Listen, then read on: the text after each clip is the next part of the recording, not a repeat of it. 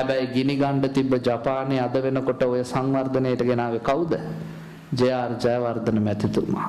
ජපාන්නු යුද්ධෙන් බැටකාලා අනිත් ජාතීන් විනාශ කරනවා කියලා වෛරෙන් ඉඳිද්දී ජයවර්ධන මැතිතුමා ජපානයට ගිහිලා කතාව පටන් ගත්තේ කොහොමද? ධම්මපදේ ජයං වේරම් පසවති දුක්ඛං සේති පරාජිතෝ බහුසන්තෝ සුඛං සේති ත්වාජය පරාජයන්. මිනිසුනේ මතක තියාගනින්න හැමතිස්සෙම දිනන කෙනා පරදින කෙනාගේ හිතේ වෛරයක් ඇති කරනවා.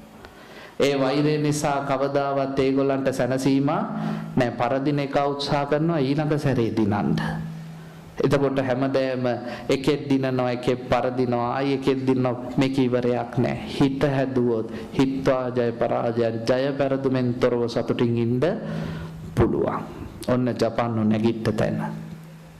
එතුමා පන්සලට ඇවිල්ලා වයස්ගත කාලේ කැලණි විහාරේ නායක හඳුරුත් එක කතා කර කර ඉදිද්දී කැලණියේ ගම්පතියෙක් ඇවිල්ලා කියනලු බලන්නකො ජනාධිපතිතුමා අර හාමුදුරුවෝ ඉඩම වික්කනේ. ජයවර්ධන මැතිතුමා ඇඟිල්ල කටට තියලා කියනලු නිශ්ශබ්ද වෙන්න කියලා. හැදිච්ච මිනිස්සු.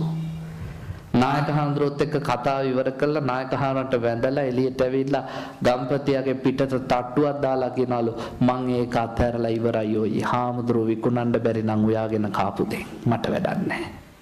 සැබෑ අතහැරීම.